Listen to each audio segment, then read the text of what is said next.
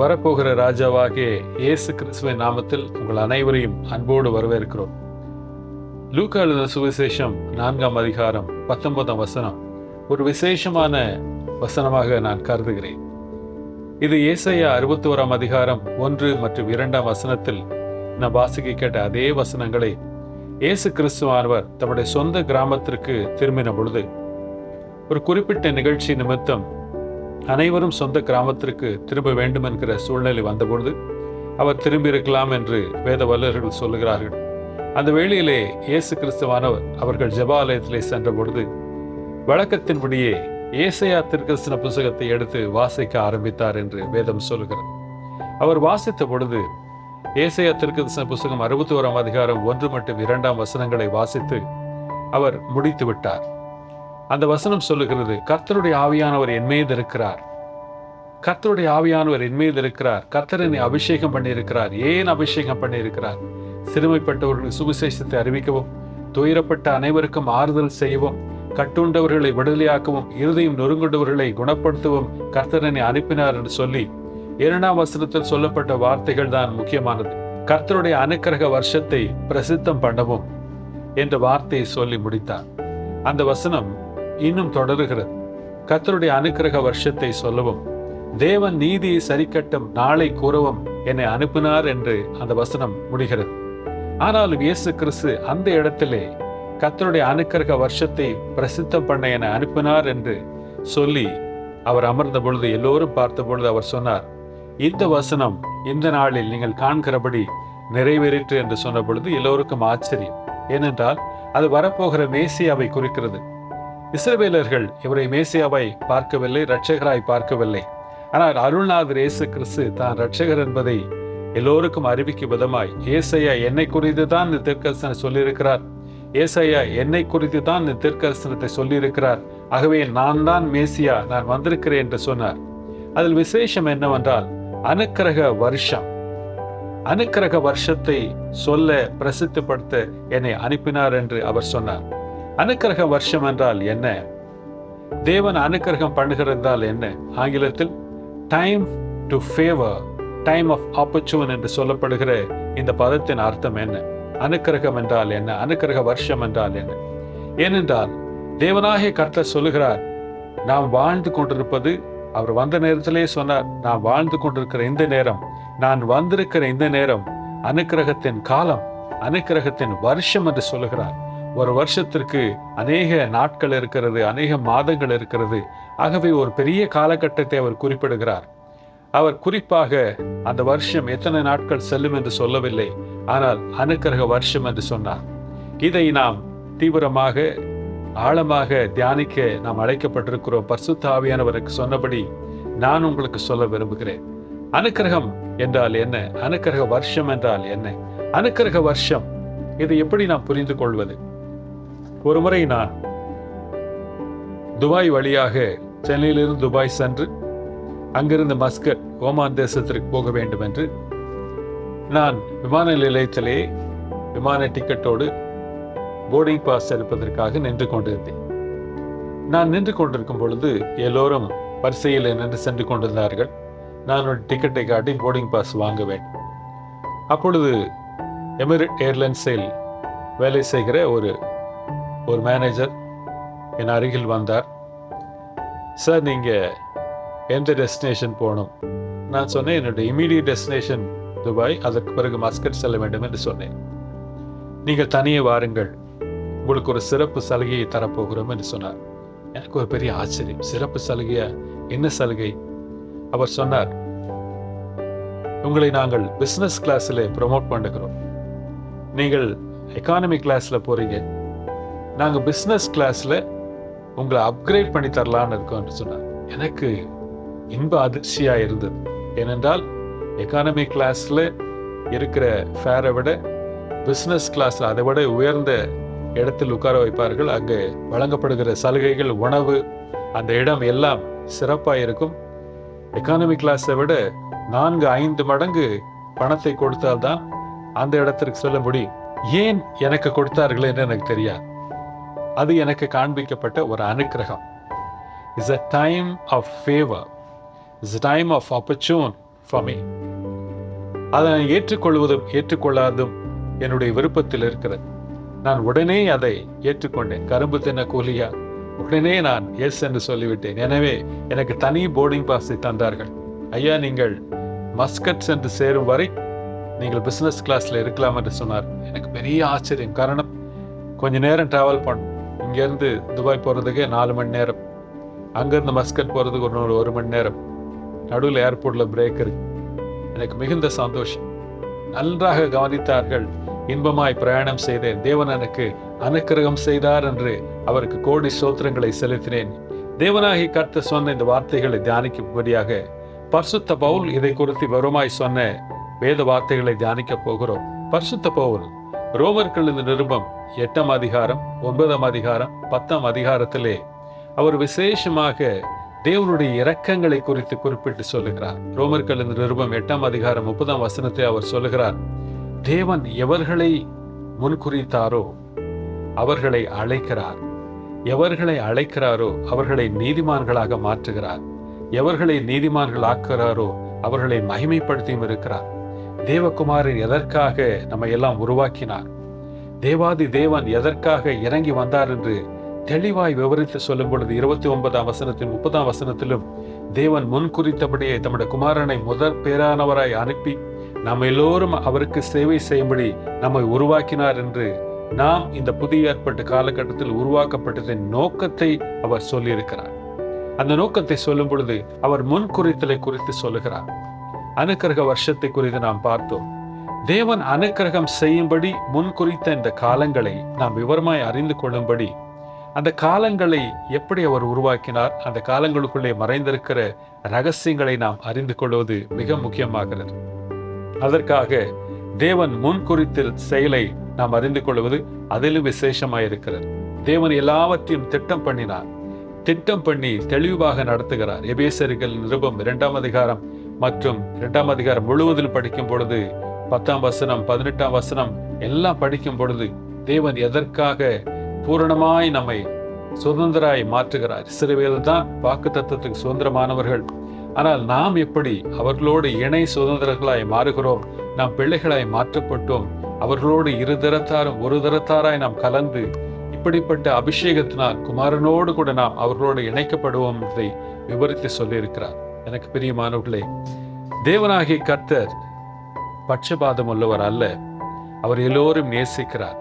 இந்த முன்குறித்தலின் திட்டத்தில் நாம் அனைவரும் இணைந்திருக்கிறோம். இஸ்ரவேல் மட்டுமல்ல, புறஜாதியாரையும் இணைந்திருக்கிறார்கள் என்பதை குறிக்கும்படி வெளிப்படுத்தின விசேஷத்திலே யோவான் தீர்க்கதரிசி எழுதும் பொழுது வெளிப்படுத்தின விசேஷம் 20ஆம் அதிகாரம் 12ஆம் வசனம், 15ஆம் வசனம் மற்றும் 21ஆம் அதிகாரம் 27ஆம் வசனத்தை நீங்கள் வாசிக்கும் பொழுதும், தானியேலுக்கு எழுதின நிருபம் 10ஆம் அதிகாரம் 21ஆம் வசனத்தை வாசிக்கும் பொழுதும் 2 புஸ்தகங்களை நாம் பார்க்கிறோம்.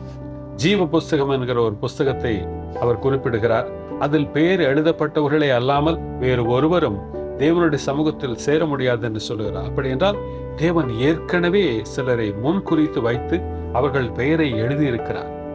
அதே போல தானியேல் தீர்க்கதரிசி தன்னுடைய தீர்க்க தரிசன புஸ்தகத்திலே 10ஆம் அதிகாரம் 21ஆம் வசனத்திலே, எனக்கு பிரியமானவர்களே, சத்திய எழுத்து என்று தமிழ் வேதாகமத்தில் இருக்கிறது, புக் ஆஃப் ட்ரூத் என்று ஆங்கில வேதாகமத்தில் இருக்கிறது. அந்த புஸ்தகத்திலே தேவன் பல காரியங்களை விவரமாய் எழுதி வைத்திருக்கிறார். தேவன் ஒரு புஸ்தகத்தை வைத்து முன்குறித்திருக்கிறார் என்று நாம் பார்க்கிறோம். இப்படி அவர் முன்குறித்தால் மற்றவர்கள் எல்லாம், மற்றவர்களுடைய நிலைமை என்ன, மற்றவருடைய காரியம் என்ன என்று நீங்கள் யோசிக்கலாம். ஆனால் வேதவசனம் சொல்லுகிறது, தேவன் பட்சபாதம் உள்ளவர் அல்ல. Is not partial, is impartial என்று சொல்லுகிறது. இதை நிரூபிக்கும் விதமாக நாம் சில விளக்கங்களை பார்க்க போகிறோம். ஆனாலும் இயேசு கிறிஸ்துவானவர் இந்த பூவுலகில் வந்த பொழுது தம்முடைய சீஷர்களை அவர் செலக்ட் பண்ணுவதற்காக, தெரிந்தெடுப்பதற்காக மலையின் மீது ஏறி முழு இரவும் ஜெபிக்கிறார். ஜெபித்த பின்பு மார்க் சுவிசேஷம் 3:13 சொல்லுகிறது, அவர் எவர்களை விரும்பினாரோ அவர்களை தம்மிடத்தில் வரவழைத்தார் என்று ஆங்கில வேதாகமம் சொல்லுகிறது. தமிழ் வேதாகமம் சொல்லுகிறது, தமக்கு சித்தமானவர்களை அவர் தம்மிடத்திலே வர வைத்தார். தமக்கு சித்தமானவர்களை அவர் எவர்களை விரும்பினாரோ, அப்படி என்றால் அவர் ஜெபம் செய்த பொழுது தேவன் அவருக்கு காண்பித்தவர்களை, இல்லாவிட்டால் தேவன் அவருக்கு கொடுத்த விருப்பத்தின்படியே அவர் சீஷர்களை தேர்ந்தெடுத்தார், 12 பேரை தேர்ந்தெடுத்தார். இப்படி பார்க்கும் பொழுது முன் குறித்தவர்களை அவர் அறிந்து அவர்களை தெரிந்து கொண்டார் என்று சொன்னால் அது சரியாகத்தான் இருக்கும். இப்படி தேவன் முன் குறித்த மக்களை தேவன் அழைக்கிறார், அழைக்கிறவர்களை நீதிமான்களாக்குகிறார், நீதிமான்களாக்குகிறவரை அவர் மகிமைப்படுத்துகிறார் என்று திட்டமும் தெளிவுமாக பரிசுத்த பவுல் சொல்லுகிறார். நீங்கள் வேதாகமத்தை கூர்ந்து படிக்கும் பொழுது உபாகமம் 10:17, அப்போஸ்தலர் நடவடிக்கைகள் 10:34 படிக்கும் பொழுது தேவன் பட்சபாதமர் உள்ளவர் அல்ல என்று திண்ணமாய் நாம் அறிகிறோம். தேவன் ஒருவரை பட்சபாதத்தோடு பார்க்கிறவர் அல்ல.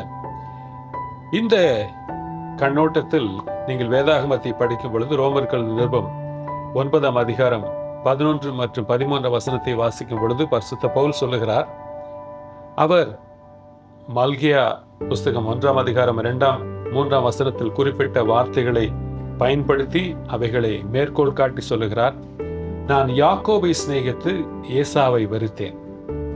இந்த வசனம் மிகவும் ஆச்சரியமான வசனம். காரணம், தேவன் யாக்கோபை சிநேகித்து ஏசாவை வெறுத்தார். யாக்கோபும் ஏசாவும் ஈசாக்கின் புதல்வர்கள். ஈசாக்கினுடைய முதல் மகன் ஏசா, இரண்டாவது மகன் யாக்கோபு. இப்படி இருக்க அவர் எப்படி இளையவனை சிநேகித்து பெரியவனை வெறுத்தார்? அப்பொழுது தேவன் வெறுக்கிறார் என்றால் யார் அதை என்ன கேட்க முடியும்? தேவன் அதை சிநேகிக்கிறார் என்றால் அவர் ஏன் சிநேகிக்கிறார் என்று கேட்க முடியாது. எப்படி இது possible? How it is possible? How can God hate Esau and love Jacob? Is it not partiality?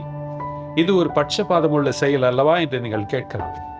ஆனால் ஒருபுறம் வேதாகம் அவர் பட்சபாதம் உள்ளவர் அல்ல என்று சொல்லுகிறார், ஒருபுறம் அவர் பட்சபாதம் உள்ளவர் போல காட்டப்படுகிறது.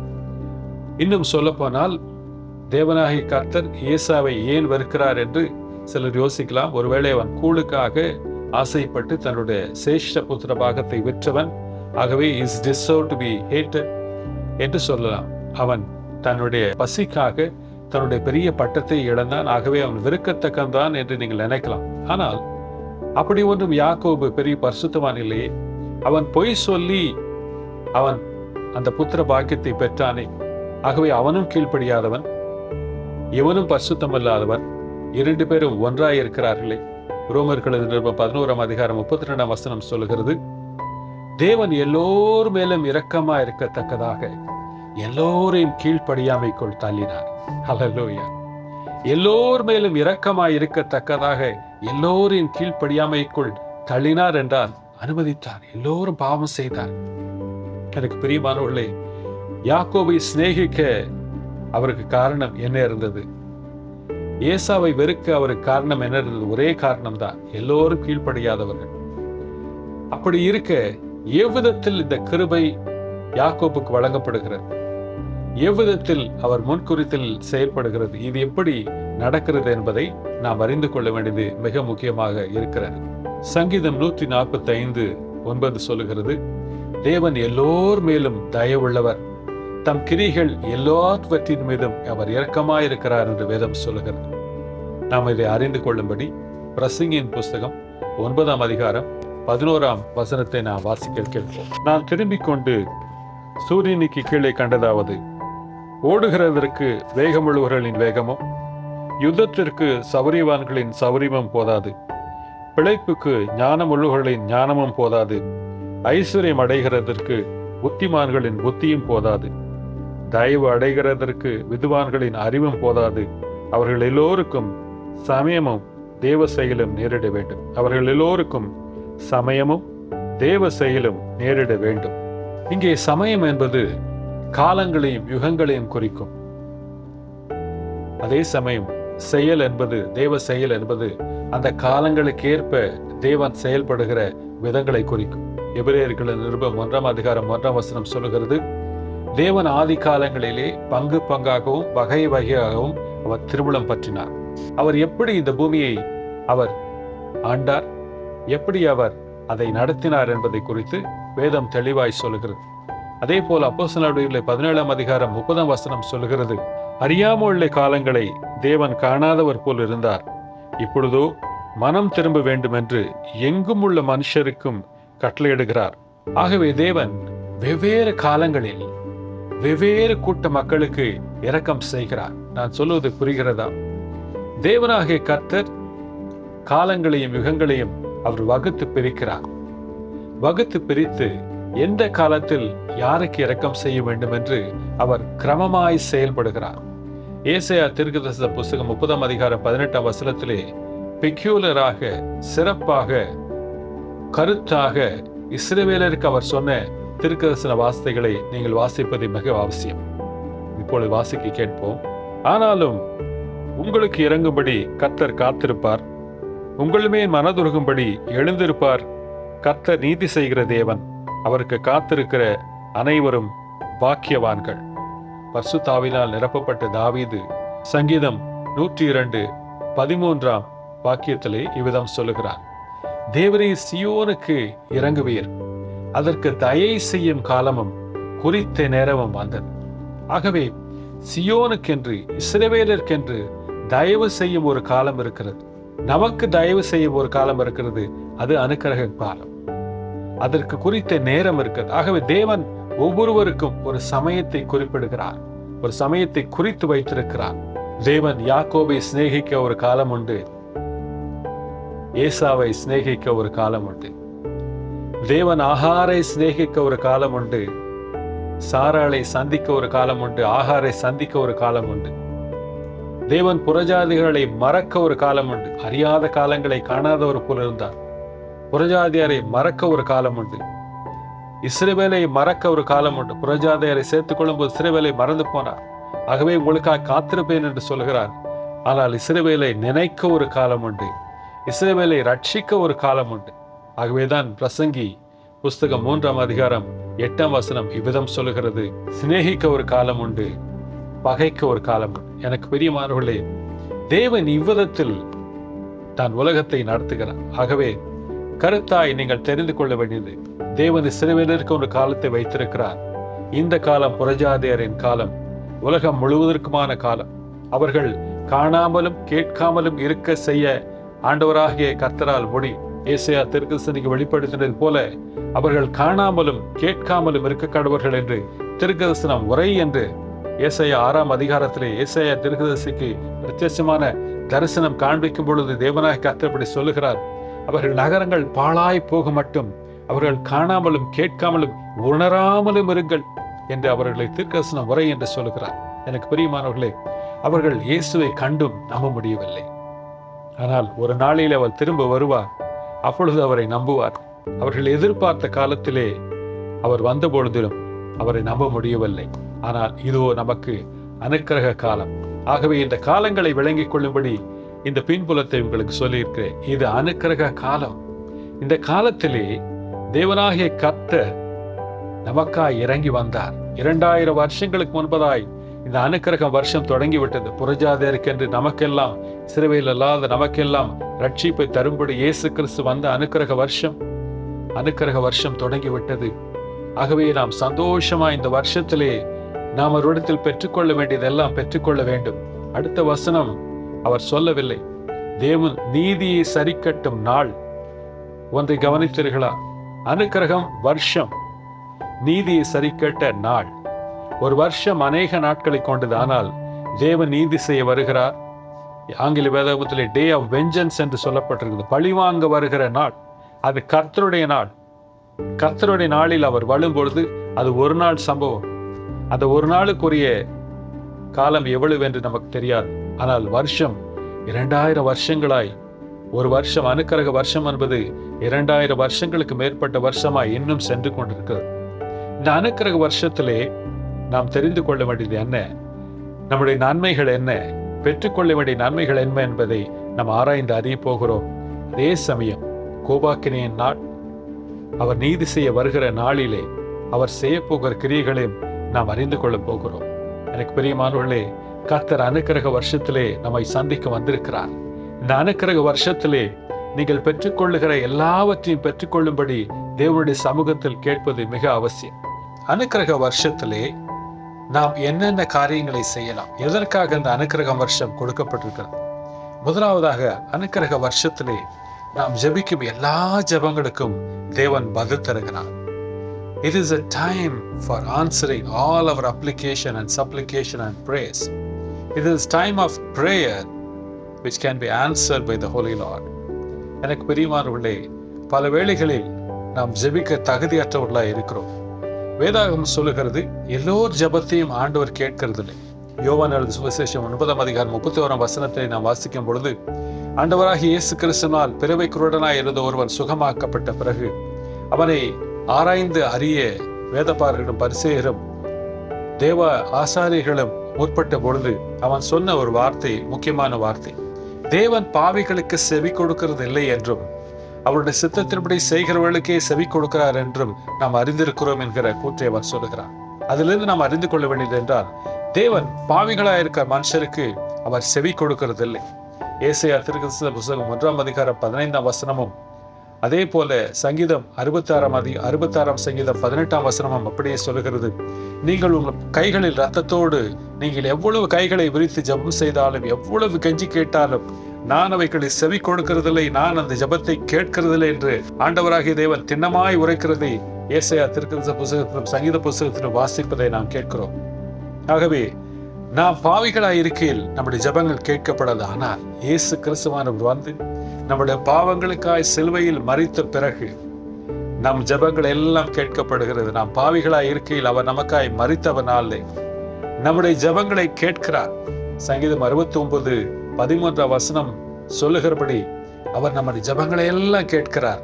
அனுக்கிரக காலத்திலே நான் விண்ணப்பம் செய்கிறேன், உம்முடைய மிகுந்த கிருபையினால் எனக்கு செவி கொடுத்தருளும் என்று தாவீது சொல்லுகிறதாய் நாம் வாசிக்கிறோம். அனுக்கிரக காலம் என்பது தேவன் நம்மை கேட்கிற ஒரு காலம்.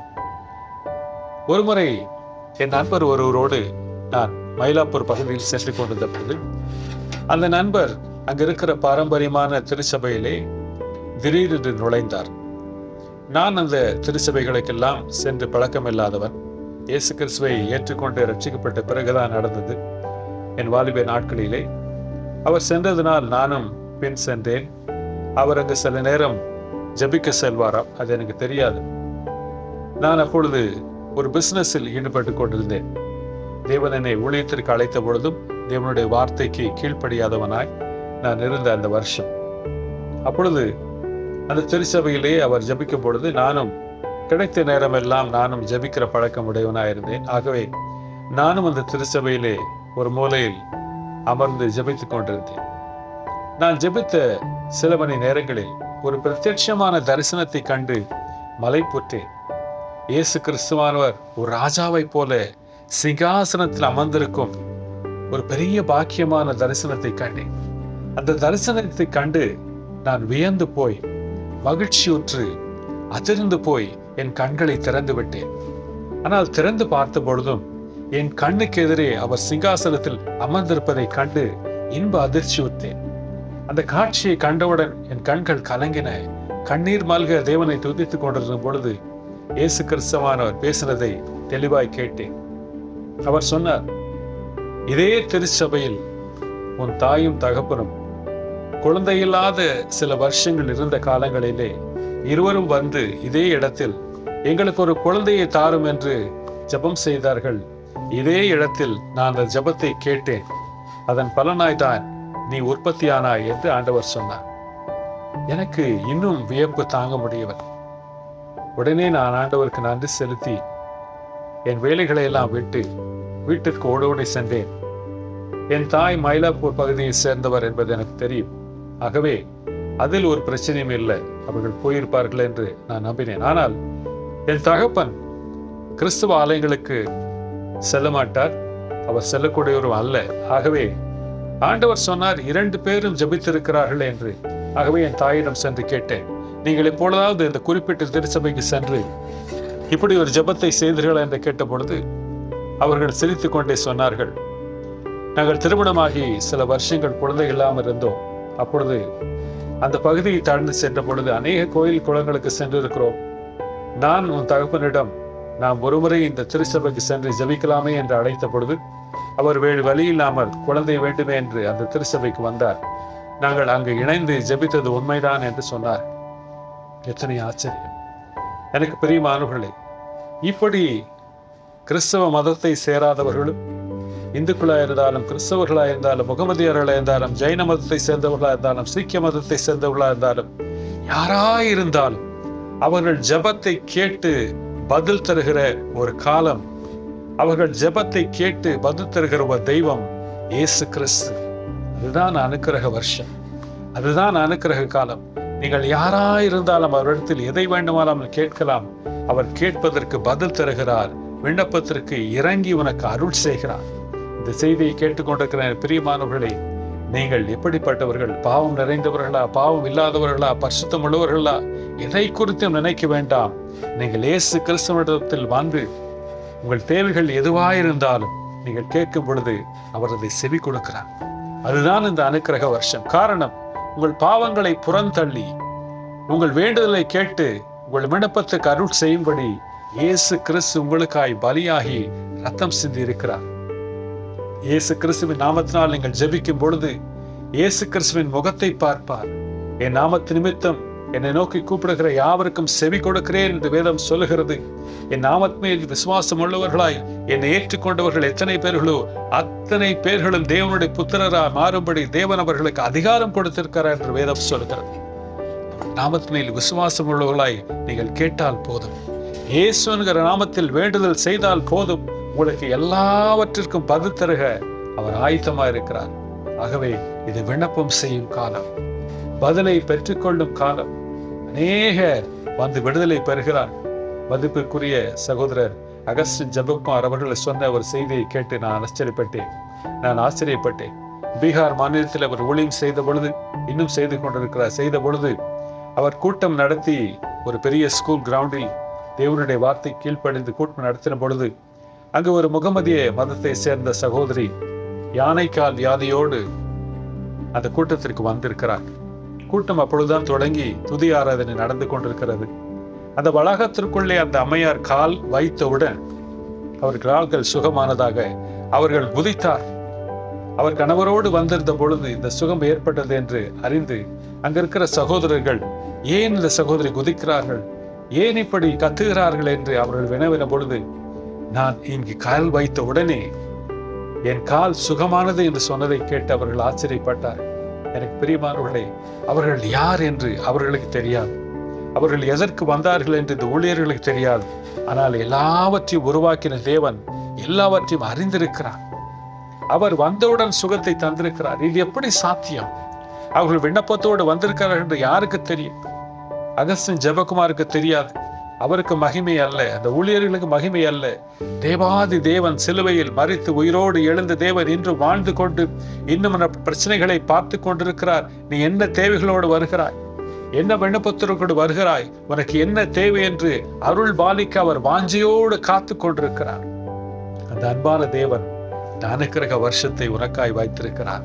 இந்த அனுக்கிரக காலத்தை உனக்காக வைத்திருக்கிறார். அனுக்கிரக காலத்திலே அவரை நோக்கி வரும் பொழுது அவர் ஒரு விண்ணப்பத்தை கேட்பார். இது பதில் தருகிற காலம், பதில்களை பெற்றுக்கொள்ளுகிற காலம். ஒரு முறை நான் ஊழியம் செய்த பொழுது நடக்க முடியாத ஒரு வாலிபன் எழுந்து நடக்கும்படி தேவன் தீர்க்கதரிசனம் சொன்னார். கன்னியாகுமரி பகுதியிலே அந்த அற்புதம் நடந்ததை கண்டிருக்கிறேன். ஏன் இப்படி நடந்தது? குழந்தை இல்லாதவர்களுக்கு குழந்தை பெறும்படி தேவன் அனுக்கிரகம் செய்தார். அவருடைய வார்த்தையினால் உனக்கு இந்த மாதத்திலே குழந்தை பிறக்கும் என்று சொன்ன பொழுது குழந்தை பிறந்தது. அற்புதங்களை அதிசயங்களை செய்கிற தேவன் எதன் மூலமாய் செய்கிறார்? தம்முடைய மிகுதியான இரக்கங்களினால் செய்கிறார். வேதத்தை வாசிக்கும் பொழுது மார்க் எழுதின சுவிசேஷம் 5ஆம் அதிகாரம் 1-15 வசனத்தை வாசிக்கும் பொழுது சிறு வயதிலிருந்து பிசாசினால் கட்டப்பட்டவனை இயேசு கிறிஸ்து விடுவிக்கிறதை காண்கிறோம். லூக்கா 13ஆம் அதிகாரம் 16ஆம் வசனத்திலே தேவனாகிய கர்த்தர் 18 வருஷமாய் கூனியாய் இருந்த ஒரு மகளை கேட்காமலேயே சுகத்தை தருகிறார். அவள் கேட்கவில்லை, ஆண்டவரே நான் கூனியா இருக்கிறேன், எனக்கு சுகம் வேண்டும் என்று கேட்கவில்லை. இயேசு அவளை பார்க்கிறார். ஆபிரகாமின் குமாரத்தை 18 வருஷமாய் பிசாசினால் கட்டப்பட்டிருக்கிறாளே, அவளை நான் விடுதலை செய்ய வேண்டாமா என்று விடுதலை கேட்காமலேயே விடுதலை தந்தார். என் அருள்நாதர் இயேசு கிறிஸ்து உன்னை விடுதலையாக்க வந்திருக்கிறார். கட்டுண்டவர்களை விடுதலையாக்க வந்திருக்கிறார். அவர் உன் கட்டுக்களை பார்க்கிறார், உன்னுடைய கஷ்டங்களை பார்க்கிறார். இன்று உன்னை காண்கிற தேவன் உன்னை விடுதலையாக்குகிறார். மூன்றாவது, அனுக்கிரக வருஷத்தை பிரசித்தம் பண்ணுங்கள் என்று சொல்லுகிறார். 2 தீமோத்தேயு 4ஆம் அதிகாரம் 2ஆம் வசனத்தை வாசிப்போம். சமயம் வாய்த்தாலும் சமயம் வாய்க்காவிட்டாலும் ஜாக்கிரதையாய் திருவசனத்தை பிரசங்கம் பண்ணு, எல்லா நீடிய சாந்தத்தோடும் உபதேசத்தோடும் கண்டனம் பண்ணி கடிந்து கொண்டு புத்தி சொல் என்று வேதம் சொல்கிறது. எனக்கு பிரியமானவர்களே, இது அனுக்கிரக வருஷம். இந்த நாட்கள் எப்பொழுது முடியும், இந்த காலம் எப்பொழுது முடியும் என்று நமக்கு தெரியாது. ஆகவே நாம் சலுகை கிடைக்கிற இந்த நாட்களிலே நாம் இந்த எல்லா சலுகைகளையும் அனுபவித்துக் கொள்ளும்படி நாம் இந்த காலங்களை பயன்படுத்திக் கொள்ள வேண்டும். எனக்கு பிரியமானவர்களே, இயேசு கிறிஸ்துவை நோக்கி கூப்பிட்டால் போதும். அவர் உன் பாவங்களை மன்னிக்கிறார், உன் சாபங்களை நீக்குகிறார். பரலோக ராஜ்யம் உனக்கா உறுதிப்படுத்தப்படுகிறது என்கிற இந்த நற்செய்தியை நீங்கள் சொல்ல வேண்டும். நீங்கள் சொல்ல இந்த வருஷம் வழங்கப்பட்டிருக்கிறது. தேவன் கட்டுக்களை உடைக்கிறார், விடுதலை தருகிறார். எத்தனையோ பேர் பிசாசினால் கஷ்டப்படுகிறார்கள். எத்தனையோ பேர் எத்தனையோ கஷ்டங்களில் வாழ்ந்து கொண்டிருக்கிறார்கள். ஆத்துமாக்களிலே பாவத்தினால் அமிழ்ந்து தற்கொலைக்கு நேராய் செல்கிறார்கள். தேவன் அனுக்கிரகம் செய்கிற தேவன் ஒரு உண்டு. அவர் இண்டையில் வரும்பொழுது சமாதானம் உண்டு என்று அறிவிக்க வேண்டிய காலத்தில் இருக்கிறோம். ஆகவேதான் ஆண்டவராக இயேசு கிறிஸ்து சொல்கிறார், கர்த்தருடைய ஆவியானவர் என் மீது இருக்கிறார், கட்டுண்டவர்களை விடுதலையாக்க என்னை அனுப்பினார். It is a time of proclamation. It is a time of emancipation. It is a time of paradigm shift. எனக்கு பிரியமானவர்களே, இது அனுக்கிரகத்தின் வருஷம், அனுக்கிரகத்தின் காலம், விடுதலையின் காலம். தேவனாகிய கர்த்தர் ஒரு காலகட்டத்தை மாற்றி ஒரு முக்கியமான காலகட்டத்தில் நம்மை கொண்டு வந்து நிறுத்துகிற காலம். இந்த காலம் எப்படி முடியும் என்று தெரியாது, எப்பொழுது முடியும் என்று தெரியாது. ஆகவேதான் 2 தீமோத்தேயு 4:2 சமயம் வாய்த்தாலும் சமயம் வாய்க்காவிட்டாலும் திருவசனத்தை பிரசங்கித்துக் கொண்டிருந்த பரிசுத்த பவுல் தீமோத்தேயுக்கு சொல்கிறார். ஆகவே இந்த திருவசனத்தை பிரசங்கிக்க வேண்டிய அவசியம் எனக்கு தலையின் மீது உள்ள கடமையா இருக்கிறது. மத்தேயு எழுதின சுவிசேஷம் 24:37 ஆண்டவராகிய இயேசு கிறிஸ்து சொல்லுகிறார், குமாரன் வரும் நாட்களிலே, தேவனுடைய வருகை வரும் நாட்களை குறித்து சொல்லும் பொழுது நோவாவின் நாட்களில் நடந்தது போலவே நடக்கும் என்று சொல்லுகிறார். நோவாவின் நாட்களிலே எப்படி நடந்தது? அவர்கள் பெண் கொடுத்தும் இருந்தார்கள். நோவா பிரசங்கித்துக் கொண்டிருந்தார். 100 வருஷத்திற்கு மேலாக அவர் மனம் திரும்ப பிரசங்கத்தை செய்து கொண்டே இருந்தார். கிருபையின் காலம் இருந்தது. ஆனால் ஜலப்பிரளயம் வந்து அவர்களை வாரிக்கொண்டு போக மட்டும் அவர்கள் உணராதிருந்தார்கள் என்று வேதம் சொல்கிறது. ஆகவே ஜாக்கிரதையா இருப்போம். இந்த கிருபையின் காலம், இந்த அனுக்கிரகத்தின் காலம் எப்பொழுது முடியும் என்று தெரியாது. அதற்குள் நாம் மனம் திரும்பி, அதற்குள் ஆண்டவருக்கு பிரியமான பிள்ளைகளாய் வாழ நாம் ஆயத்தமாகும் பொழுது நாம் தப்பித்துக் கொள்வோம். இயேசு கிறிஸ்து சீக்கிரம் வருகிறார். காரணம் அந்த ஏசாயா 61:1-2 சொல்கிறது, அனுக்கிரக வருஷத்தை சொல்லுவோம், கர்த்தருடைய நியாயம் தீர்க்கும் நாட்கள், தேவ நீதி செய்யும் நாளை கூறுவோம், நான் வருகிறேன் என்று சொல்கிறார். ஆகவே ஒரு கமா ஒரு பெரிய கால பிளவை ஏற்படுத்துகிறது. அனுக்கிரக வருஷத்தை சொல்லவும் கமா, தேவனுடைய நியாய தீர்ப்பின் வருஷங்கள், தேவன் நியாயம் செய்யும் நாளை கூறவும் நான் வந்திருக்கிறேன் என்று சொன்னார். அந்த இடத்துல தேவன் ஒரு ஃபுல் ஸ்டாப்பை வைக்கிறார். கமாவுக்கு பதிலாக ஒரு ஃபுல் ஸ்டாப்பை வைத்து போய் உட்காருகிறார். காரணம், அடுத்து நடக்க போகும் சம்பவங்கள். தேவனுடைய வருகையின் காலத்திலே கியர் ஷிஃப்ட், கார் கியர் எப்படி ஷிஃப்ட் ஆகிறதோ அதே போல கால சூழ்நிலைகள் மாறுகிறது. அனுக்கிரக காலத்திலிருந்து தேவன் வேறு ஒரு காலகட்டத்திற்குள் சென்று கொண்டிருக்கும் நாட்களை காண்கிறது. ஆகவே அது கோபாக்கிரிய நாட்களாய் இருக்கும். அந்த நாள் மிக பயங்கரமாயிருக்கும். கர்த்தருடைய நாள் என்பது அது ஒரு காலகட்டத்தை குறிக்கும். அந்த காலகட்டத்திலே இப்படிப்பட்ட காலம் இருக்கிறது, சலுகை இருக்காது. நான் யாரும் ஜெபம் செய்து கேட்கப்படும் என்கிற காலம் வராது. அது ஒருவேளை இஸ்ரவேலருக்கான காலமாகவே கூட இருக்க முடியும். ஆகவே யாருக்கு தெரியும், அதற்கு முன்பதாய் வருகை வரலாம், திருச்சபை எடுத்துக்கொள்ளப்படலாம். ஆகவே ஆயத்தமாவோம். கர்த்தருடைய நாள் என்கிற பெரிய நாள் ஒன்று வரும். அந்த நாளுக்கு முன்பதாக நாம் கிருபையை பயன்படுத்திக் கொள்வோம். தேவனாய் கர்த்தர் சொல்கிறார், உணராதிருந்தார்கள், ஜலப்பிரளயம் வந்து வாரிக்கொண்டு போக மட்டும் உணராதிருந்தார்கள். உணர்வில்லாமல் இருக்காமல் மனம் திரும்புவோம். கர்த்தருடைய நாள் வருகிறது, ஆயத்தமாவோம். கிருபை நாட்களை பயன்படுத்திக் கொள்வோம். விண்ணப்பத்தை கேட்கிற தேவன் ஆயத்தமாய் இருக்கிறார். பரிசுத்தமுள்ளவன் இன்னும் பரிசுத்தம் அடையட்டும், அசுத்தமுள்ளவன் என்றும் அசுத்தம் அடையட்டும். இதோ நான் சீக்கிரமாய் வருகிறேன், அவனவன் கிரிகளுக்கான பலன் என்னோடு கூட வருகிறது என்று சொன்னவர் அதிசீக்கிரமாய் வருகிறார். இயேசு கிறிஸ்து வரும் நாளை கண்ணோக்கி காத்திருந்து, அவருக்காய் காத்திருக்கிற நீங்கள் பாக்கியவான்கள், நீங்கள் பலன் பெறுகிறீர்கள் என்று கர்த்தர் சொல்லுகிறார். இத்தனை சந்தோஷமாய் இருக்கும் இந்த காலங்களை இழக்க நீங்கள் ஆயத்தமா இருக்கிறீர்களா? ஒருபோதும் இருக்க மாட்டீர்கள் என்று நினைக்கிறோம். இயேசு கிறிஸ்து வரும்பொழுது விசுவாசிகளை கோபாக்கினைக்கென்று அவர் நியமிக்காமல் அவர் கிருபைக்கென்று நியமித்திருக்கிறார் என்று வேதம் சொல்லுகிறது. பரிசுத்த போல் சொல்லுகிறார், நாம் கோபாக்கினைக்கு நியமிக்கப்பட்டவர்கள் அல்ல, அதனால் திருடனை போல வரும் என்று சொல்லப்பட்டிருக்கிறது. ஆனால் திருடனை போல வருகிறதற்கு நாம் இரவின் பிள்ளைகளாய் தூங்காமல் பகலுக்குரிய பிள்ளைகளாய் விழித்திருக்கும் பொழுது அது நமக்கு இரவில் திருடன் வருகிறது போல வராது.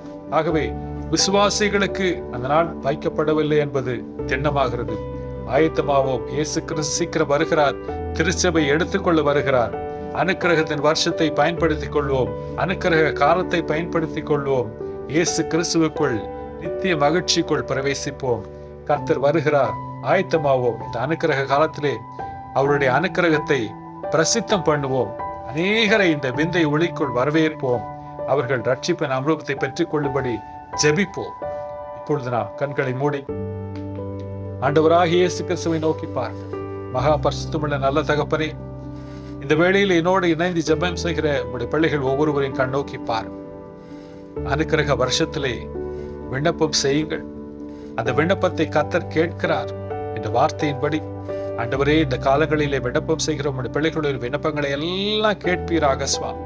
அவர்கள் தேவைகளை எல்லாம் நீர் கேட்டு அவர்களுக்கு உதவி செய்வீராக என்று வேண்டுகிறோம். சரீரத்திலே பாடுகளோடும் வியாதிகளோடும் ஜெபம் செய்கிற ஒவ்வொரு பிள்ளைகளுடைய ஜெபத்தை கேட்பீராக. அங்கஹீனமாய் என் சரீரம் இருக்கிறது, என் தோல் இப்படி பாடுபடுகிறது என்று குறிப்பாக தோல் வியாதியினால் கஷ்டப்பட்டு கொடுக்கிற ஒவ்வொருமே கண்ணோக்கி பார்க்கிறபடினால் நன்றி. பலகீனத்தோடு ஜெபம் செய்கிற ஒவ்வொருடைய பலகீனங்களை நீக்குகிறபடினால் நன்றி. தோல் வியாதியை இப்பொழுதே சுகப்படுத்துகிறபடினால் நன்றி. எலும்புகள் சீரடையும்படி கட்டளை கொடுக்கிறபடினால் நன்றி. இரத்த நாளங்களில் உள்ள அடைப்புகளை நீக்குகிறபடினால் நன்றி. அற்புத சுகம் நடந்து கொண்டிருக்கிறபடினால் நன்றி சொல்லுகிறோம். ஆண்டவரே, என் இதயத்தை தருகிறேன், அவர் என்னை ஏற்றுக்கொள்வாரா என்று ஜபிக்கிற ஜபங்களை கேட்கிறேன். நீ யாராயிருந்தாலும் என்னிடத்தில் வா, என்னிடத்தில் வருகிறவனே நான் புறம்பே தள்ளுகிறதில்லை என்று சொல்லுகிறபடினால் நன்றி. உங்களுடைய பிள்ளைகளை ஏற்றுக்கொள்கிறபடினால் நன்றி. உம்முடைய பிள்ளைகளாகும்படி அதிகாரம் தருகிறபடினால் நன்றி. தேவரீர் அனுக்கிரகம் செய்கிறவராய் இறங்கி வந்திருக்கிறபடினால் நன்றி. சிலுவையில் மரித்து 3ஆம் நாளில் எழுந்ததை விசுவாசிக்கிற ஒவ்வொருவருக்கும் உங்களுடைய பிள்ளைகளாகும்படி அதிகாரம் தந்திருக்கிறபடினால் நன்றி. இந்த வருகையை விசுவாசிக்கிறோம். 2ஆம் வருகை ஒன்று உண்டு. தேவன் வருகிறார். தேவன் தம்முடைய பரிசுத்தவான்களை கூட்டிச் சேர்க்க வருகிறார். தேவன் தம்முடைய திருச்சபை அழைத்து செல்ல வருகிறார் என்கிற வார்த்தையை விசுவாசிக்கிறோம். ஆண்டவரே, அந்த நாட்களுக்காக எங்களை ஆயத்தப்படுத்துகிறோம். பரிசுத்தமுள்ளவன் இன்னும் பரிசுத்தமாகட்டும் என்ற வார்த்தையின்படி இன்னும் பரிசுத்தமாகி உம்முடைய நாமத்திற்கென்று நாங்கள் மகிமையோடு வாழ உதவி செய்யும். எங்கள் தேசத்தை ஆசீர்வதியும், எங்கள் மாநிலத்தை ஆசீர்வதியும், விண்ணப்பம் செய்கிற ஒவ்வொருவரையும் ஆசீர்வதியும். இயேசு கிறிஸ்துவின் இனி நாமத்தில் வேண்டுகிறோம் எங்கள் நல்ல பிதாவே, ஆமென். கர்த்தர் உங்களை ஆசீர்வதிப்பாராக.